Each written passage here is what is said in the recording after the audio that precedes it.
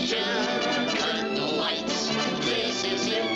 The night of nights. No more rehearsing and nursing a part. Welcome to Figure This Out, a podcast where two teacher friends talk into a microphone about musical theater, the arts, and everything else. I'm your host, Heather Foister. And I'm your other host, Cherie Klaus. And here we go with episode 2, 5, 6, 7, 8. Thank you, Klaus. You're welcome. Yeah, like a little dancing. Yeah. All right, so as promised in episode 1, the pilot, which if you've not listened to, you should go back and listen to it. Because Absolutely. It introduces who we are, what the program is, and how we've come to the place where we are presently. All those our years. journey. Our journey.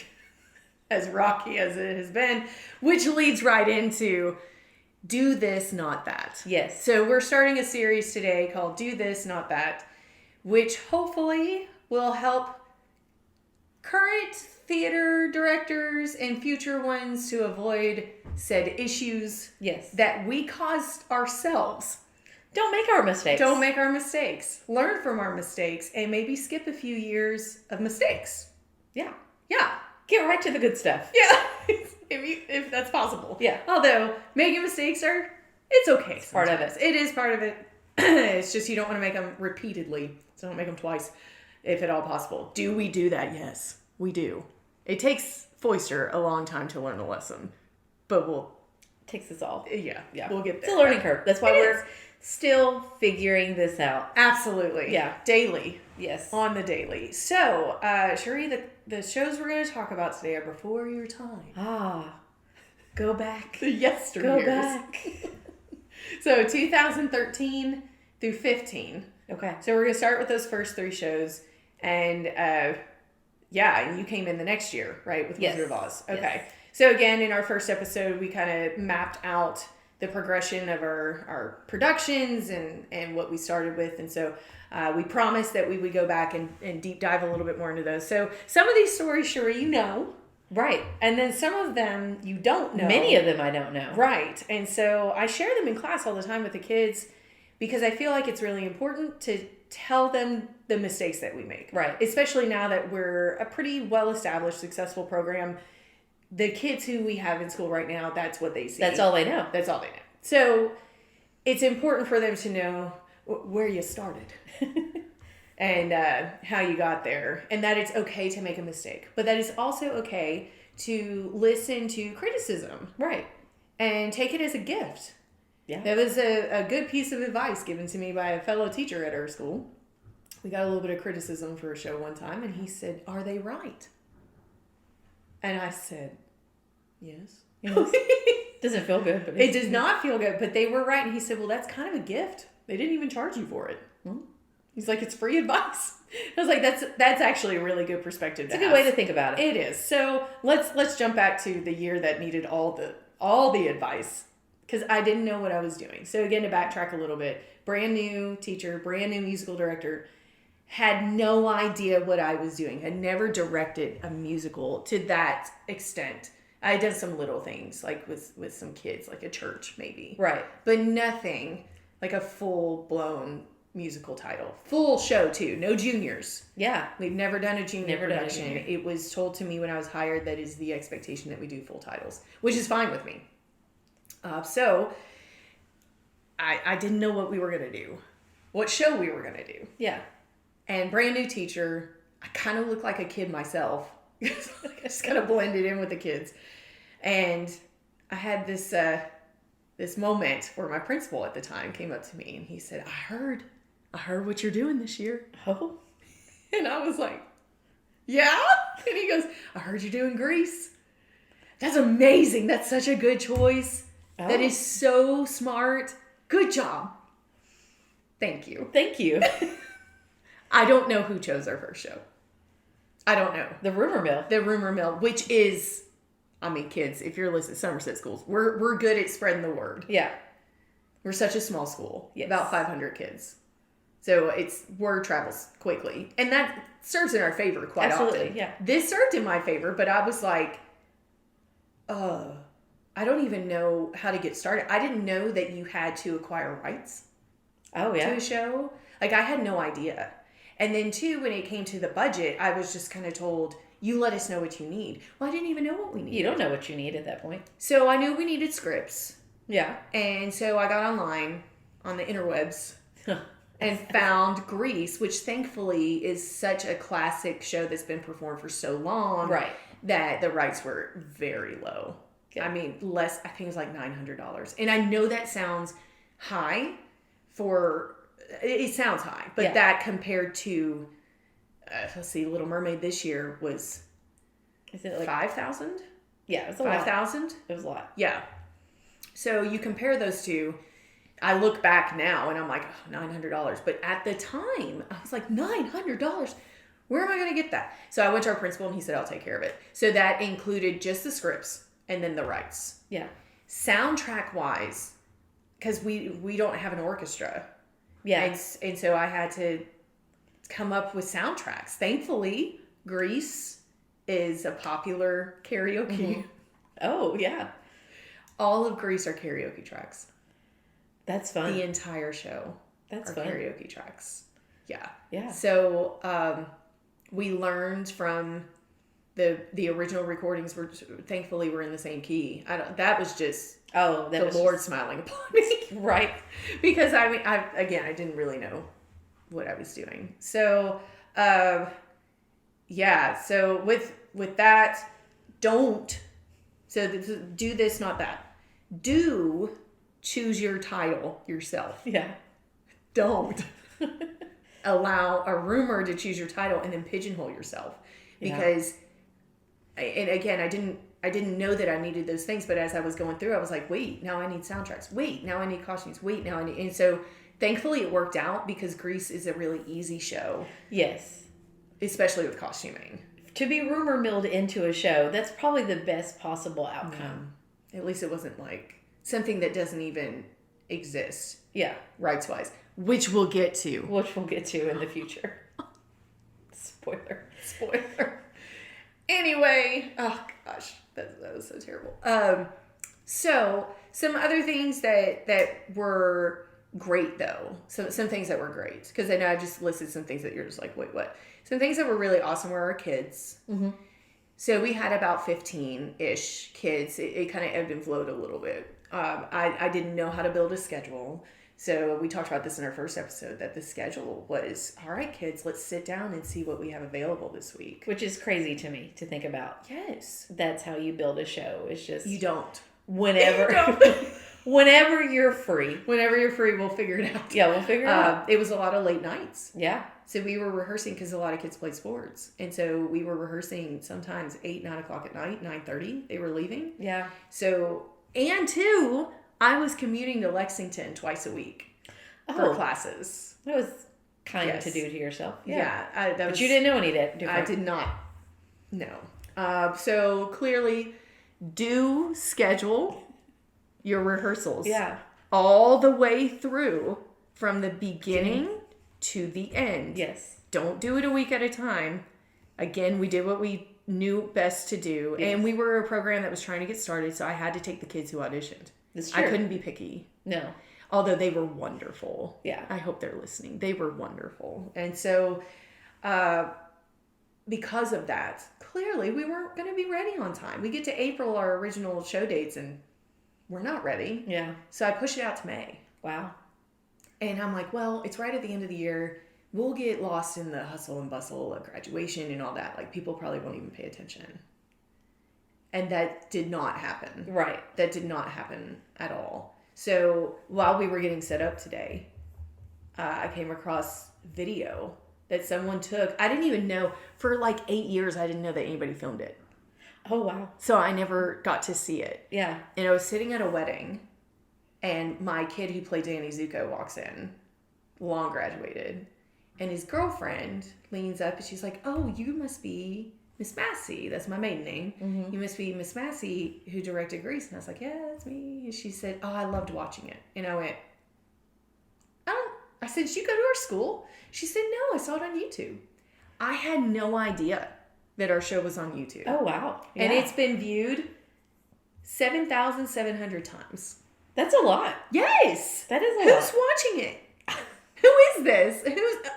What is going on? Anyway, so I had not seen it. And then when you and I were getting set up today, we hear this, which is...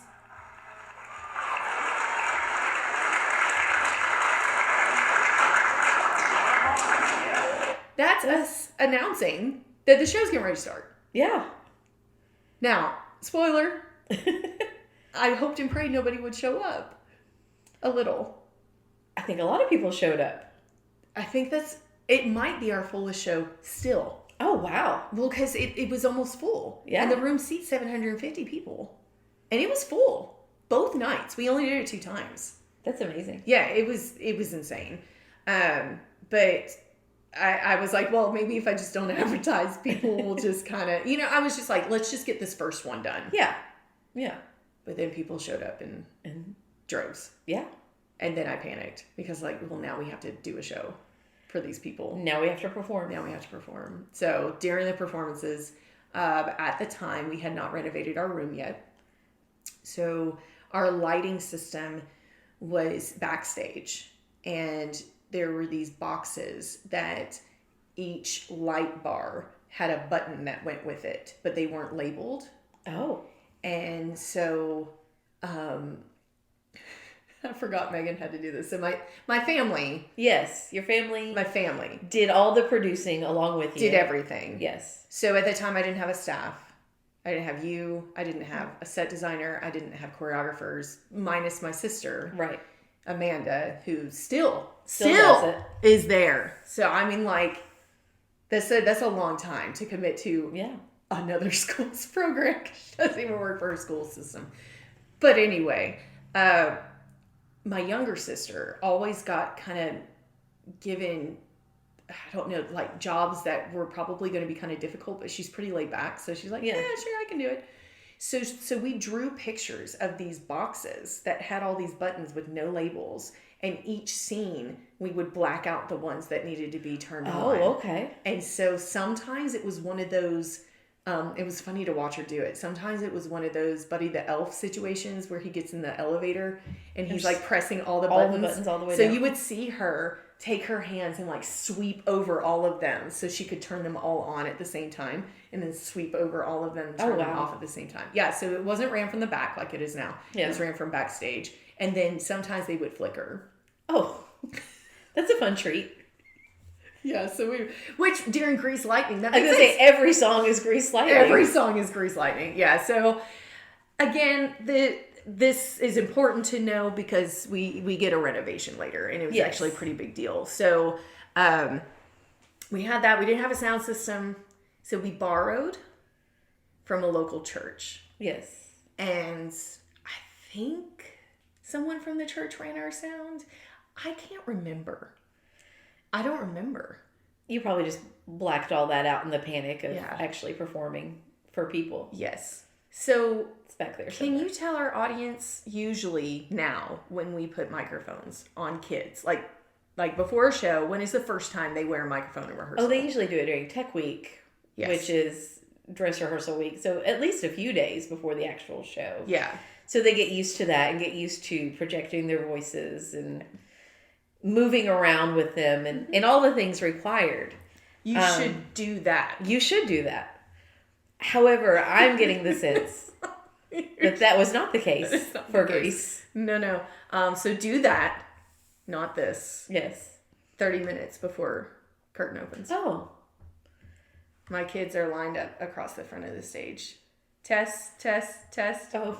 And the guy with the sound system was at the stage. Oh, okay. And he sat there the whole time. Yeah. Right off the stage. In front of the audience the whole time. Oh. And we had people waiting to get inside. The droves of people you heard. Yeah. Waiting to get inside, and we were testing microphones at 6:30. Show starts at 7. Yeah, that's... Our kids now have to have mics on, checked, be completely ready by 6. Yeah, an hour before. An hour before. The curtain goes up. And that's after a week of tech rehearsal. Yes. So do that. Not this. But that's when they showed up. That's when you had them. That's when I had them. Speaking of microphones, I think you know this story. Yes. Yeah, I think you know this one. So one of the more horrific moments for me, but wonderful moments in that production was during Grease Lightning. And our kiddo playing Kaniki, his name's Brandon Patterson. He is now a youth pastor. Oh, I think. okay. Yeah, I saw him the other day and I was like, Kaniki! You know, like, he's like, I'm an adult, I have children, you know. Don't call me that. You can use my real name. But anyway, so we taught the kids projection. Yes. Right? Projecting your voice, because we didn't even know if we were going to have microphones. Wow. Like, that's how, and I didn't know what I was doing. So I didn't think about microphones, whether or not we had them. Yeah. Until way too late in the game. So we have these borrowed microphones. Grease Lightning was on this golf cart that still functions with the Somerset High School football team. And when I showed them a clip of this, they were like, oh, we know that. Like, they knew it. Yeah.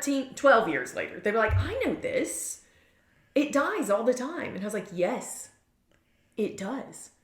So that golf cart died both shows. And the audience thought that we did it on purpose. Right. Because Grease Lightning is supposed to be a clunker. Yeah, it's not supposed to be a great car. Yeah. And so they were like, I loved how you made the car die. And my kids are like, like trying to move this thing off the stage. But anyway, so that song is very active, and they're all like jumping over the car and being greasers and being cool. So he jumps up on the car and he does this spin move, and his battery pack comes off his belt loop. Right. And we can see it swinging from its cord. Yeah. Now, he has not realized No. that this thing has come off his belt loop. And I know what's coming next, which is another spin. And Yes. I was like, and we can't say anything. You're No. backstage. So he spins. Of course, it goes flying towards the back wall, hits the back wall, and explodes like a firework. So it's like pieces everywhere. You should see Somerset show. They have pyrotechnics. We do. Yeah. Yes. It's amazing. Sound effects included. So he turns very dramatically off stage into the wing to me with this face like, what do I do? Right. So I say, project. Like I push my hands out like, Yeah. Like just push the sound.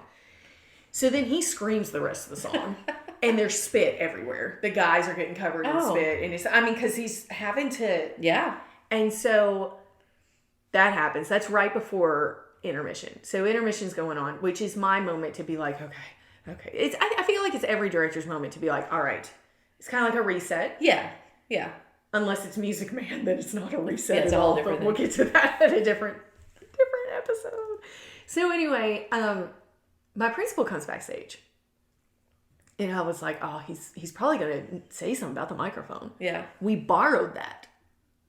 Yeah. Borrowed it. Broken. It's broken. And I was like, shoot. And he comes back there and I'm like, panic, and he goes, that was amazing. That was amazing. He said, I have seen Grease professionally and that topped anything I've ever seen. His energy. And I was like, yeah, it was probably nervous energy because he realized nobody could hear him anymore. Yeah. And he just let loose and he gave everything that he had. And it was better than the next night's performance because, awesome. That night he had to Yeah. really go for it. So that gave me a little bit of so I was able to relax a little bit more. The kids were phenomenal actors and pretty good singers too. The choreography was pretty relaxed. Like we just did mostly blocking. There wasn't a lot of real dancing. Yeah. We did have a kiddo who was trained in dance a little bit. Mm-hmm. And our Danny Zuko was pretty athletic, so they did do a little bit of swing dancing with that's cool. some lifts and stuff. But besides that, it was pretty simple, which I would recommend. Yeah. I would recommend do that. That's the thing we did correct. Keep it simple. Yeah. Keep it simple. And then too, I don't know. I think Amanda was helping some, but she was still at Lincoln County at the time. Right. And so she was out of town and helping with their show too. Yeah. So, that's a lot. That a lot is of a lot things to do, A too. lot of things going on. Okay. So there's so much more I could say about Grease, but I'm going to wrap it up and move on. I'm going to wrap it up and move on to the next one. Do you have any other thoughts about being your Grease? first one? That's always going to be special. Oh, absolutely. That's always going to have a special place in your heart. Yeah. But yeah, just so many things to learn. It was And so much. everything you had to learn, anyone would have to learn if they've never Right. done that before. Yeah. Yeah. It was an unexpected learning curve. Like Yeah, absolutely. I hadn't even I was in one musical in college. Yeah. And then the next musical I had on my plate was directing one. Yeah. So it was just a lot. And again, I shout out to that cast for being like, yeah, we'll just figure it out as we go. Mm-hmm. Like this podcast. Like this podcast. Figure this out. We're doing it. We'll just do it as we go. All right. So moving on to the second year, we didn't really have a budget for the first year. And it was just like, what do you need? We made some money. Yeah. We charged about $5 per person for grease, which I think if you're just starting up, I think $5 is okay. It's a little low if you're trying to make any money at all. Right. But if you aren't established just yet, $5 is okay. I do make money off of $5 a person is great. Yeah. I do know that like bookkeepers don't like odd numbers. So if you're going to pick between 5 and 10 for your first year, I would stick with 5.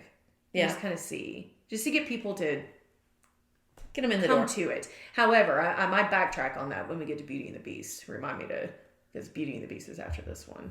Because I had somebody make a comment. Well, I'll just tell you now. So, somebody who came to watch Beauty and the Beast said, I love this show. It felt like I was watching Broadway. You have to charge more than $5 because nobody's going to take you seriously. I feel like I remember you telling me that before. And it was good advice, and we raised it, the next year, but we charged $5 for 3 years. And he was like, you can't. You're going to have to charge more. Yeah. For people to take you seriously. If they think it's going to be a $5 show, they're not coming. That's true. I said, that's a good point. So, I guess you got to weigh your options and know your demographic, like your community. All right. So, the next show that we did was Singin' in the Rain. Yeah. I love that movie. Who doesn't? Do you have fond memories of Singin' in the Rain?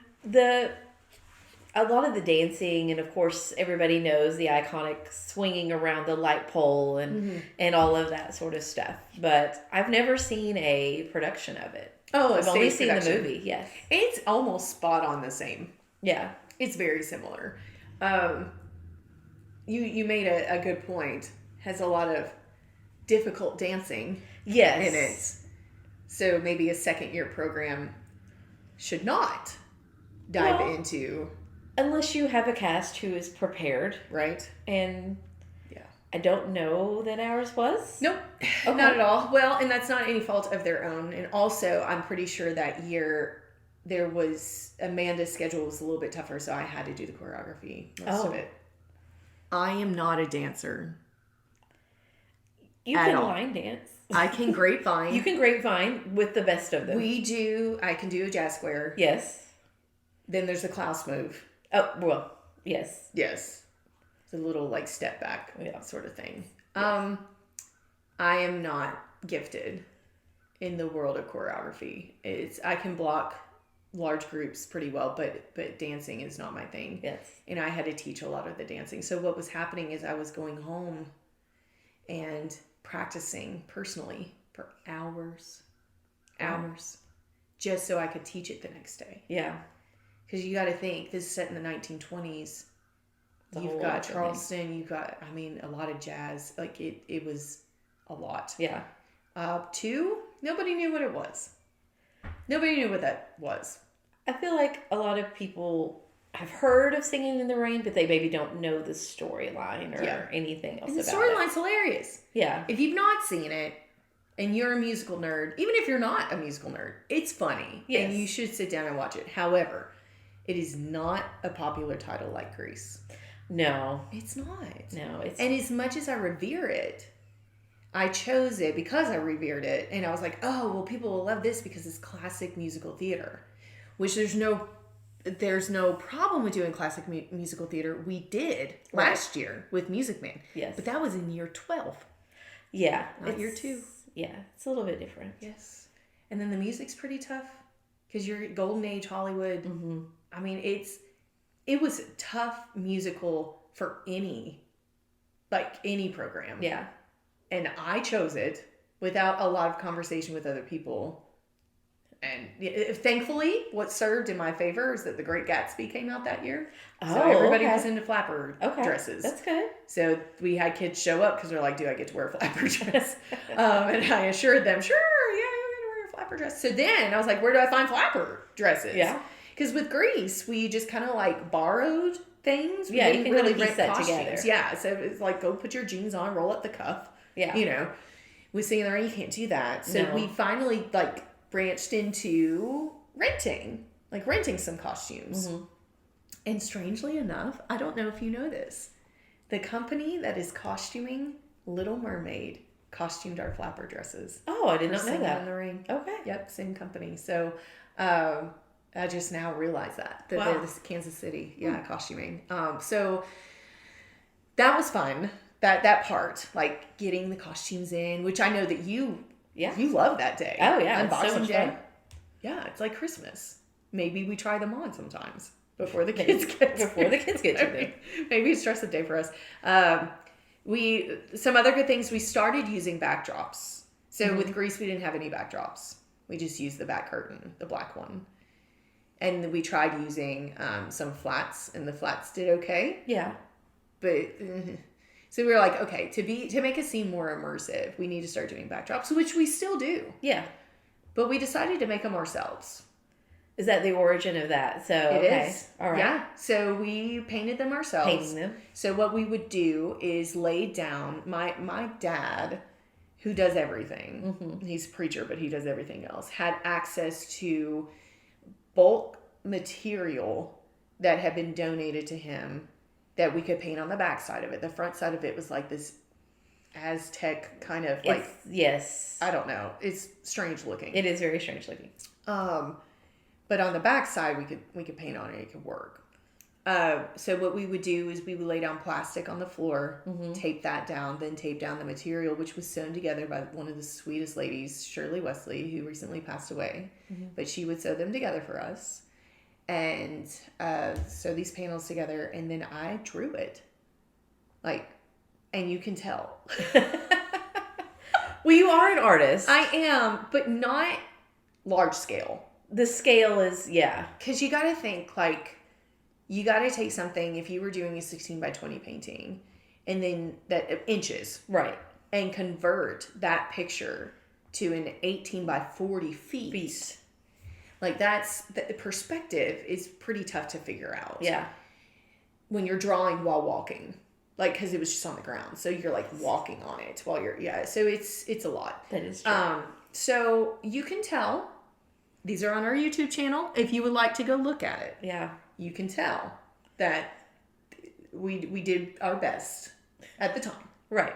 And the kids helped paint them, which was just so wonderful. Yeah, that is special. One of them actually does look pretty good. When we did Broadway Rhythm, which is like this montage sort of section, that backdrop actually looked pretty cool. And that's when we started hiding W.B. Jones, which is the name of our auditorium. Right. We started hiding that name in the set from that point forward. Yeah. Which we had an Easter egg even Still in Music do. Man last year. Yeah. So that one actually looks pretty good. But we didn't know, we could not raise them. So we have a fly rail system, which we talked about in the last episode. We're one of two venues that has it. It wasn't working at the time. It was off its track or something. And so we could not raise them to the sky. So we pulled them back. Oh. Like a I'm in my bedroom and I push my curtains to either side. Oh, so okay. we would scrunch them up. My dad made this fly rail that had 3 different cables on it so we could hang them all on the same one, and we pulled them back. My dad stayed on a tall ladder and we pulled them back. I'm just visualizing this. And they would be wrinkled and gaps. And you can, when you go watch the performance, you can even see where we pulled it too far and you could see the other backdrops behind it. Oh, wow. It's not great. Don't do that. If you can't figure that out, if you can't raise them up, do not pull them from side to side. Yeah. I would almost even recommend not doing a backdrop and doing flats. Maybe just flats. And some people do triangular sided flats, and then you just spin them, and there's another scene, and you spin them again, and there's another scene. Especially if you're getting started. Right. I would recommend that because we were not quite there. Yeah. I think we jumped the gun once again. I got excited, I guess, and we jumped the gun on that. Well, you wouldn't assume that the fly system doesn't work. Right. But once you figure that out, yes. you were improvising. Yes. That's what we'll call it. Yes. Improvising. Something that we did figure out, though, was scheduling. Okay. We scheduled the whole season. Nice. That's and important. it was like, hey, here's the schedule. If you can do this, great. If not, next year. Try again next year. Yeah. So that helped. Good. We didn't have to push the show out. So that's an improvement. Also good. Yeah. So we were actually able to perform on the weekend that we chose. However, have you heard of a little bit, it's not very little. It's actually been on the Travel Channel. It's pretty famous for people who enjoy car shows. Have you ever heard of our Summer Nights Cruise here in town? Oh, yes. I have heard of the Summer Nights Cruise of It Somerset. is an experience. It is a thing, yes. yeah. And I remember when it started, I was a kid, and that was the thing to go to. We would go to Summer Nights Cruise. And I'll tell you something else that I used to go to. I don't know if my parents know that I used to go to this. Oh. We used to go to something called the Burnout. Okay. Okay. I know this doesn't have to do with... This is the everything else. Okay, yeah. We would go to these burnouts, and these cars would burn the rubber on their tires until they exploded. And you just sat there and watched. That's very Footloose, in a field. Oh, no, this is on Blacktop. Yeah. Blacktop. Yeah, okay. Wow. It used to be... It was in the back of this, it was like a Sizzler or something like that. I can't remember. Classy. I can't remember. It's where Culver's is now. Okay. So anybody who comes to Somerset, just know that my childhood was the experience of the burnouts. The burnouts that I don't think my parents knew that I went to because they're not safe. Because the tires would explode and pieces of tire would go everywhere, and then you were inhaling the smoke. The smoke from that has to be This toxic. could explain so many things now. Indeed. Maybe. Indeed. Wow. Yeah. So my sister went with me. We went. Anyway, I say that to say, we scheduled our performance for a Summer Nights Cruise weekend. It's probably not the best decision. No. Yeah. Okay. So do look at your community calendar before you schedule your shows. Think about what's happening around you. Do not just pick a random weekend that works for you. Yeah. And that's what we did. Yeah. You can't compete with something, especially something the size of Summer Nights Cruise, which is a car show. I don't know if I ever said it. It's a car show, and people drive in from everywhere. From all over. And it shuts down downtown Somerset. That is where our school is located. So guess how many people showed up for this thing? Not many. Not many. We're talking about 200 a performance, if that. That's rough. People couldn't get to our parking lot. Yeah. Because of Summer Nights Cruise, at least the one night. And still, I think we were only doing 2 nights still, maybe. Or 3. I'm not entirely sure. I'm usually next to my posters, and I can... Oh, we didn't have a poster that year. We didn't have a poster. Couldn't afford those yet. So yeah, that was a definitely don't. And I remember the only thing that we were scheduling around was DECA. Making sure that it did not fall on the DECA weekend. Mm-hmm. But it was also after DECA, which is not smart. Right. Because kids then are going to these competitions and then coming back to you to do a performance, and they were just exhausted. They're exhausted. Yeah.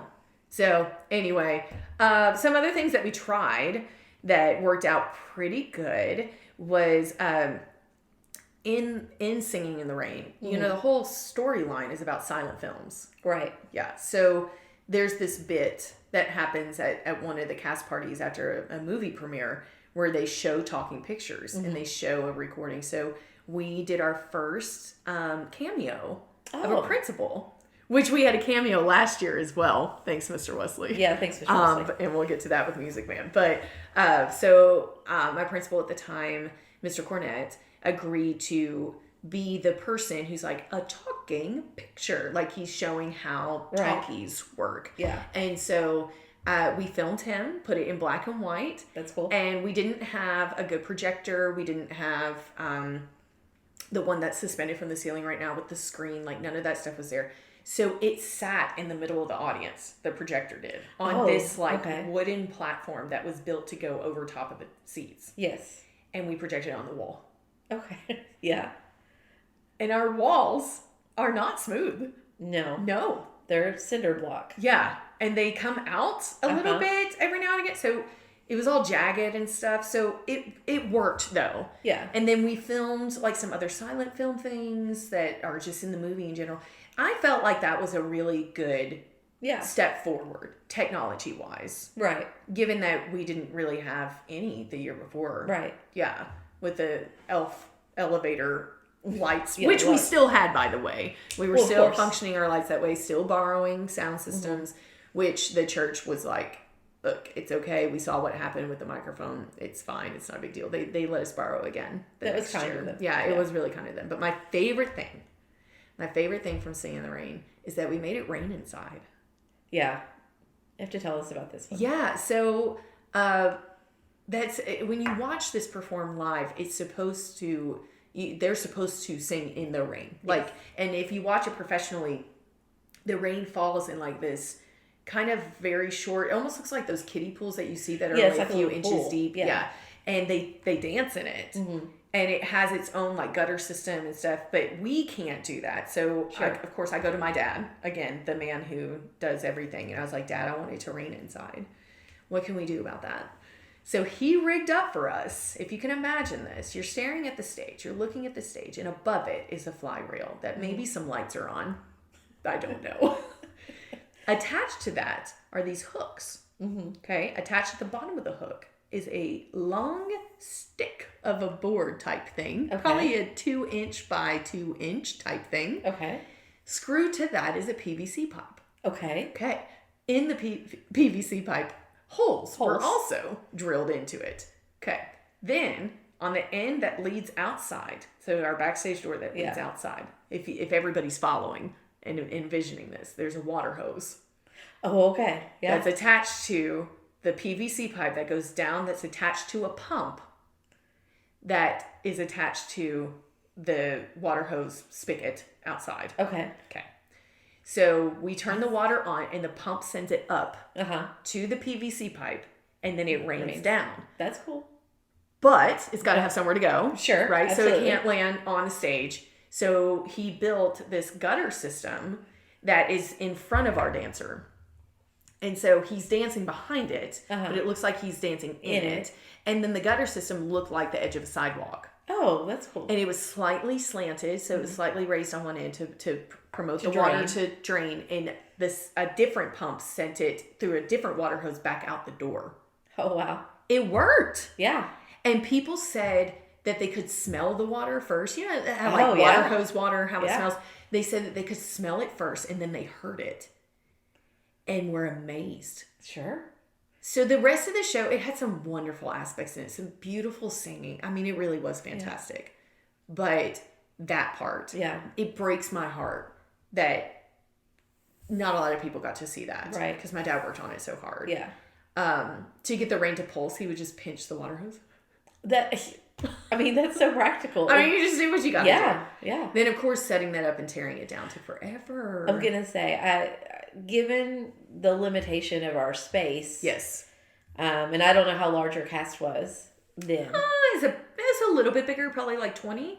Okay. 20 maybe. That's still a lot of bodies and a lot of things to contend with by the time you're dealing with hoses and drains and water. I mean, just water by itself is a whole different element to have to contend with on stage.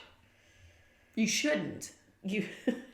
So although it was cool, we have never since then put liquid on our stage. No, not one time. It took so much to clean up. So intermission we're cleaning up, and to get it set up, we put a little sign in front of the curtain that said, "Due to inclement weather, this show has been delayed," so we could get it set up. Right. Because it took that long to get it set up, but everybody said it was worth it because it was a really cool effect. So that's when we made a decision to try and up every show. Mm-hmm. Like add something. So if I can give a piece of advice, do not try and do everything as big as you can when you're first going out. No. I would pick one thing to do really, really well. And if you're first starting, that's going to be acting and singing. Yeah. So focus on your actors, your singers. The set and the costuming will work itself out. People are usually very forgiving. That willful suspension of disbelief, especially if they know you're new. Also making like good networking with the people around you to borrow. Yeah, absolutely. Yeah, because I mean, we borrow clearly. I mean, all I've talked about is borrowing so far. So, yeah, and in that year we wanted to add the special effect with the water. So, I think that's a wrap on Singing in the Rain. We're gonna hit one more. Okay. Hit one more. I know. Stay with me. Yeah, I'm ready. This is when all the things happen. Yeah. So jumping back to Greece just real quick. There was a man, we talked about this in the first episode, that made a donation, a pretty large donation when he left and said, I want to be a part of renovating this room. Well, that started a campaign which raised a lot of monies, to renovate our room. We ended up with a new sound system, new lighting system, new seating. They painted eventually the walls and eventually the stage. That didn't happen Beauty and the Beast year, but it happened the next summer. Right. So by the time we did Wizard, or even by the time we started the next school year, I think when it was done. Was taking that tour that I talked about, I think is when they were painting. Oh, okay. So I feel like... you got to see it then. Yeah. That's cool. Yeah. That's cool. It's new. Yeah, so we have all these new things. And then, too, I made another bold choice with choosing a title. Yeah. And, I mean, who doesn't want to do a Disney show? Absolutely. I mean, we're doing Disney this year. Yeah. And I'm just giddy about it. So I said, we're going to do Beauty and the Beast. Not really thinking about what came with that. Yeah. So when you think of the costuming for Beauty and the Beast, what comes to mind, Klaus? Well, I think about all of the furniture and the inanimate objects that have to be costumed. So like the dresser and the chest of drawers and Lumiere, the candlestick and clockwork, you know. And of course the Beast himself. Right. Having to be created. Your only human characters are Belle, Gaston, and Belle's dad. Yeah. And LeFou. And LeFou, of course. LeFou. Everyone else is a fantastical creature. Yeah. And who becomes a human at the end. Yeah, so you have to do costumes. the transformation. Yeah, you have to transform all those people. So, yeah, that's... Yeah. And just knowing what I do know from another fantastical one like Shrek, that just seems like so much material and so many things to contend with. So I had a person approach me, and they were like, so you're doing Beauty and the Beast? And I said, yeah, it's exciting. And they said, how you gonna pay for that? And I said, the same way we have been, which the Singin' in the Rain was paid for by ticket sales from Greece. Yeah. Because Singin' in the Rain, again, didn't cost us much money. The rights were pretty low. Costuming was pretty low. Yeah. It's probably about $4,000 for the whole thing. And they were like, yeah, but they point out all those things you just said. Right. And I went, Huh. So again, I've chosen a show, and I've not considered what we call the big three. Big four, actually. Yeah. But the four, okay, so big three, the rights. Mm-hmm. The rights were available, were good. Costuming, I had not located a costumer. So I announced a show, not knowing who was going to costume it, and we can't just throw that together. No. You can't just throw Beauty and the Beast together. No. I mean, you can, but... It's not recommended. I don't recommend that. And then your music. Yeah. I had not found soundtracks, which thankfully, though, that does exist. Let me throw that out there. I know that you can rent them now, but I bought it on CD. The whole show. Like the Broadway show on a CD. Tracks, which is pretty amazing. I paid $20 for it. I think now, though, those things probably don't exist. I think you have to rent things now. Anyway, and then your four is your cast. Yeah. So your big four. And we consider this every time we choose a show now. I had left out, I don't know, 2 of those 4 things, 3 of those 4 things. I don't know. And so I said that is a valid point. But I also took it as a challenge, know. And I had already announced. So I was stuck.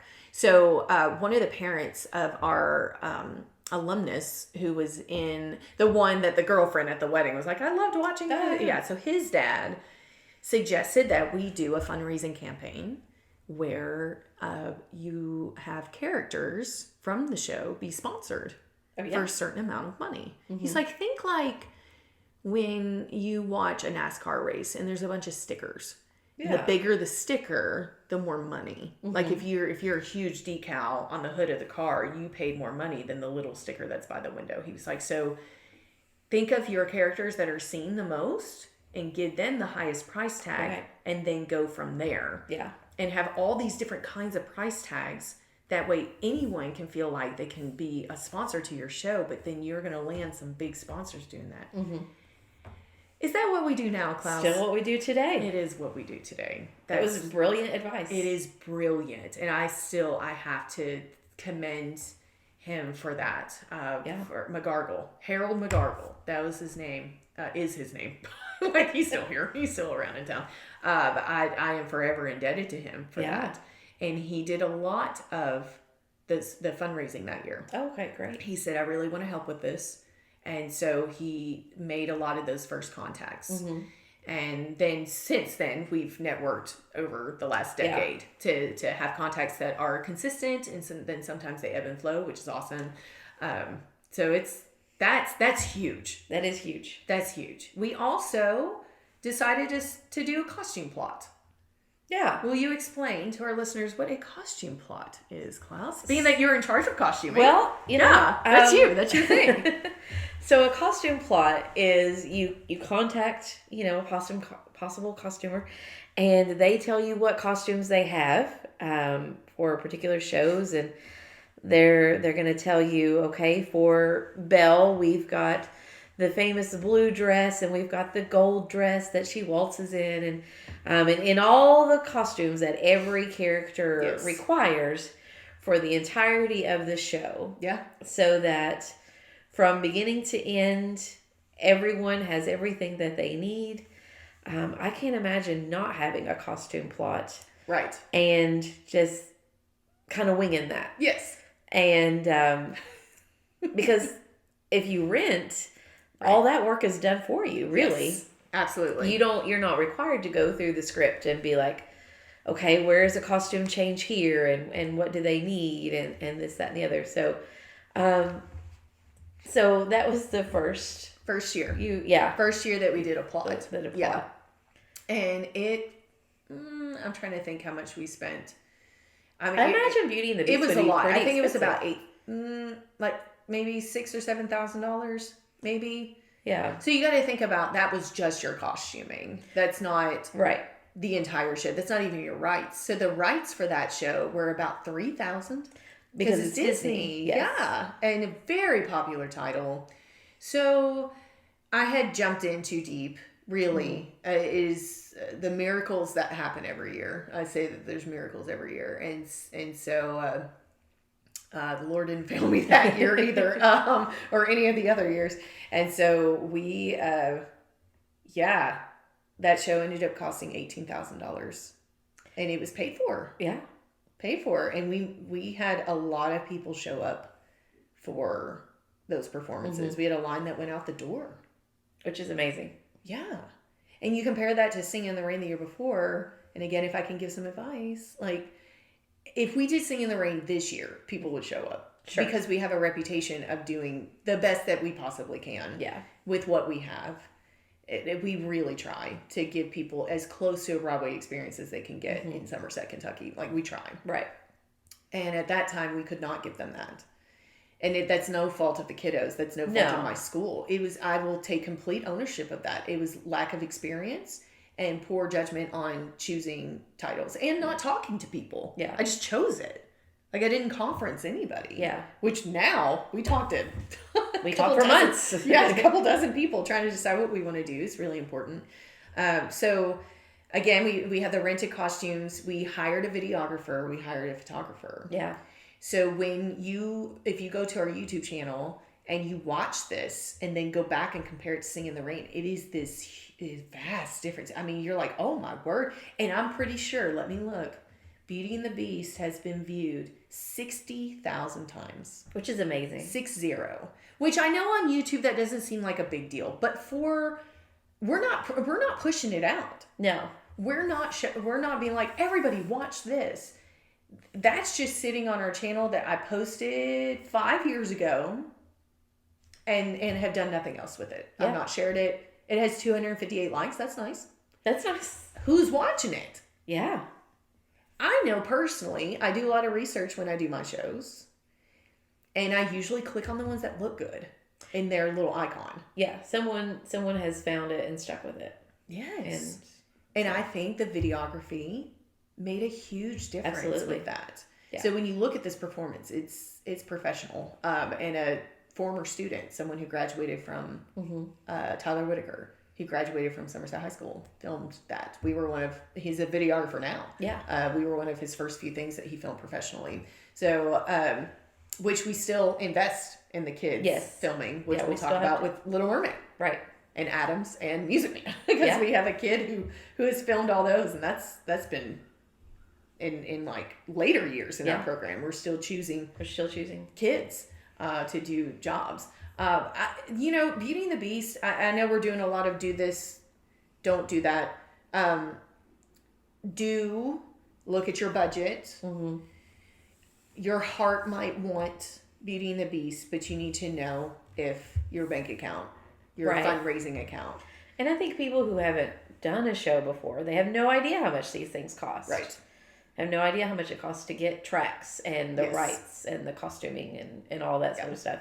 So you got to really know your numbers because, like you said, your heart may be in it, but your wallet has to also be in it. Right. Or you have someone, your school district, whoever it is, who's really ready to back you financially. Yes. Yeah. So. And some schools do have, I mean, our school is very supportive. Yes, they always take care there are of some schools that do have budget. Mm-hmm. But there are a lot of them that do not have budget. And so you just kind of have to look and see where you're at realistically. And then if you want to do a show like this, that if you do like rentals, professional rentals, and that's not in your wheelhouse, but you still want to do this show, then you would want to take an artistic approach to this and do more what people would say is bounding as that character. Mm-hmm. So like rather than being a clock as Cogsworth, I am dressed in the same color palette and I have a mustache that's also watch hands on my face, things like that. So you can still look professional on a budget. Absolutely. And I've seen those shows before. I've gone to those schools and watched those performances, and they're still delightful. Yes. Yeah. So it's just all that forethought that I didn't have to consider that. I didn't have. So we only had one thing happen with this show that made me. It's a good, but an awful. It's probably like one of the worst experiences I've ever had backstage for a show. But then it turned out to be one of the most beautiful things I've ever seen kids do in a show. So, opening night. Everybody's waiting. They're in their brand new auditorium, brand new sound system. Oh, that's true, which I think that might have had a little bit to do with the people showing up. Check it out. Everybody wanted to see. It was the first thing performed in there with all the renovations. So there's all the hustle and bustle. We start the play, we do, the prologue where he's telling the backstory, why he's a beast, and then we get to that spell. Da da da da da da da da, right? And she's like, how's that song start? Little town. Oh, there it is. Thank you, Klaus. You're welcome. It's a quiet village, right? Yeah. She gets maybe those words out. No, she makes it through her solo. Little town full of little people. Waking up to say, and all the town comes alive. Bonjour, bonjour, bonjour, bonjour. Whoa! Feedback. Oh no! And it's loud, and nothing's happening. Like no one's stopping the feedback. Yeah, it just keeps going. And if you don't know, listening audience, if you don't do anything with feedback, it feeds back on itself, and it gets worse, and then it gets worse, and then it explodes your speakers. They will explode at some point. They will just like short out. Oh, wow. So I think that's what happened in Back to the Future. Sure it was. Just too darn loud. It's too darn loud. So, I mean, that's what I was picturing. Yeah. Everything's going to explode. All this brand new stuff is going to explode. Have you ever seen a movie where there's an explosion and everybody goes down to the ground and there's ear ringing sound? Yeah. Like all the sound stops and then it's... Everybody gets like tinnitus for a little while. Yes. Yeah. That's what was going on. Oh gosh. And we all had our heads covered. And Amanda and I were yelling at each other, what do we do? What do we do? But we couldn't hear what we were saying because it was so loud. So loud. So we go and turn off the computer and then all of a sudden it stops. Now, our kids on the stage froze in place. Yeah, as you would. I did not. Well, now we would. We would, yeah. We would. And for those of you who don't know that sound effect, get used to that sound effect. That is the curtain closing. Our curtain makes kind of a sound when it closes. That's how you know for sure it's closed all the way. Right. A good director would have close the curtain and put in it's something. And I did not know what to do. I froze. So did the kids. So they, in their little cute little choreographed position, stopped in place. Everybody just stood there. And I look at my older sister and I was like, what do I do? Yeah. And she said, did you tell them what to do if you have to start a song over? And I was like, no. She said, well, we have to start it over. We can't just pick up where we left off. There's no way they'll all get on the same. She's like, you have to start the song over. I said, okay. And all this, I mean, imagine how much time has passed. Yeah, this is happening people in are moments. just sitting there. Yeah. And so we plugged the MacBook because we run all of our music from backstage now. That was another advancement. And MacBook not supplied by school, although they would give me one if I asked for one. But it's always just, it's the, like what I'm recording on right now. Right. And so we restart the song in these angelic, perfect children, at least on the stage. I don't know their personal lives, but whatever. Do spinning moves, beautiful spinning moves to go back to their first marks and reset. It's amazing.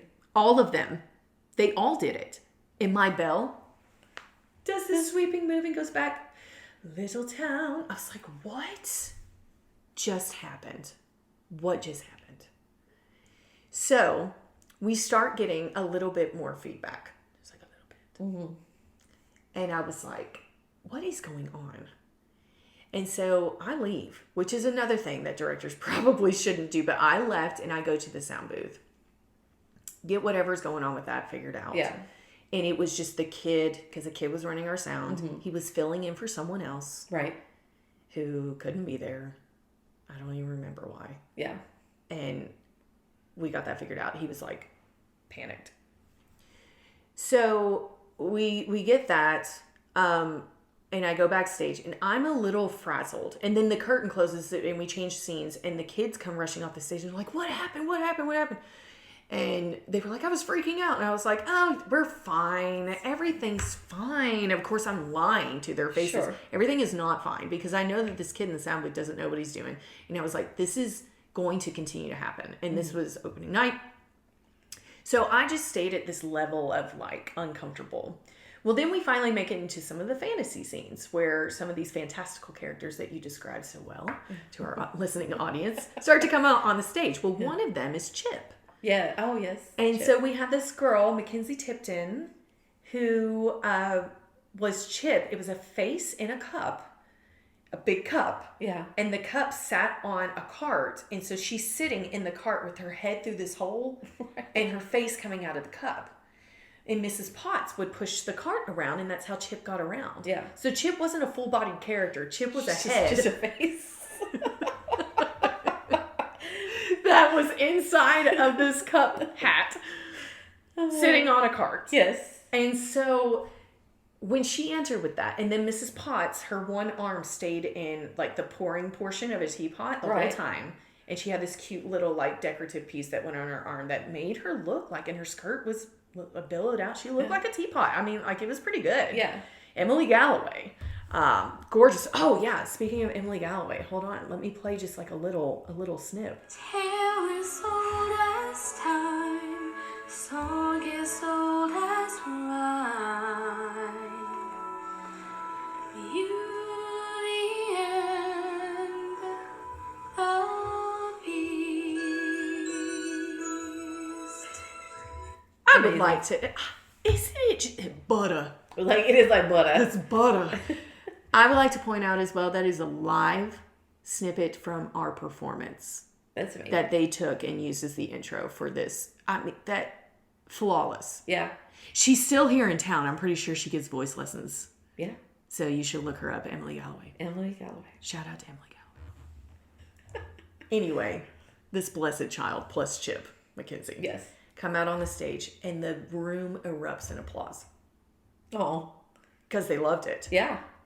So I do this like, because Yeah. I knew we had him back because The audience was with you. was with us again. And I turned and I faced where the backdrops were, which we had learned how to move at this point, by the way. Nice. My dad fixed it. My dad fixed it. Good job, Ed. Speaking of my dad, I turn around and I look in the direction of where he is and I let one single tear fall because it was just like, Sure. I couldn't. He looked at me and he said, "Hey, what are you doing?" I was like, "I'm just so ready." Do not cry. You're in charge.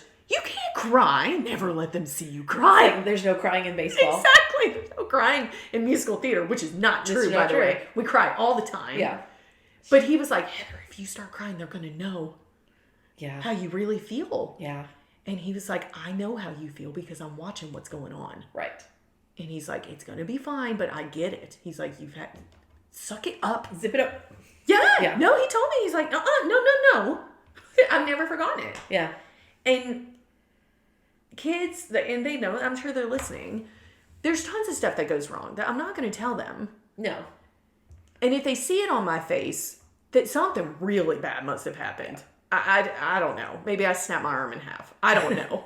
And that's plausible. It's plausible. That could happen. But for the most part, we're not gonna show No, up. you have to stay cool for your cast, Yeah. regardless of what's going on in the chaos. Yeah. If you Because are it is chaos. if you are a director, you need to have another adult who can Yes. be with you Yes. and help the two of you manage your feelings Emotional together. support. Yes. Adult. Don't do that with children. No. You have to. You Yeah, have it's to gotta keep be it. another adult. You have to keep it reined in It for has kids. to. Yeah. That's such a good point. Get help. Well, Yes. I mean, like, get help in music. Seek help. Seek help. I had to that year. Yeah. Absolutely. Had to start like reaching out to people and just asking them, "Hey, will you volunteer? Mm-hmm. Will you help?" And with Singing in the Rain, we had some people come on board a little bit, but Beauty and the Beast is where we started to get more people Right. on board. And then from that point forward, even positions were being created Yeah. for the musical program, which we're up to like 4 I paid know. positions now, which is just phenomenal. Yeah. But I can't say much else about Beauty and the Beast of a do this, don't like scenario. That show turned out pretty well. And Yeah. it is on YouTube if you want to go check it out. We're still learning with the backdrops. We were still painting them. Mm-hmm. But sound wise, besides that kind of hiccup that we had, which was really a loud hiccup, we didn't really have a lot of issues after that.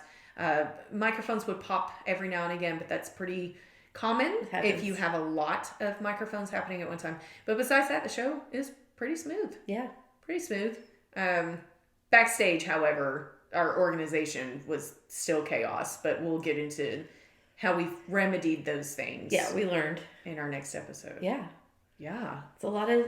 It was a things. lot. Yeah. And I don't know how long we've been talking, but and that's why we do this with the kids at school and we walk through each one and it takes sometimes weeks to get through all of them. But again, it's really important to be honest with yourself, but then to be honest with other people who want to grow their programs and advance and not waste time. Right. Because I had to learn by experience, which is fine.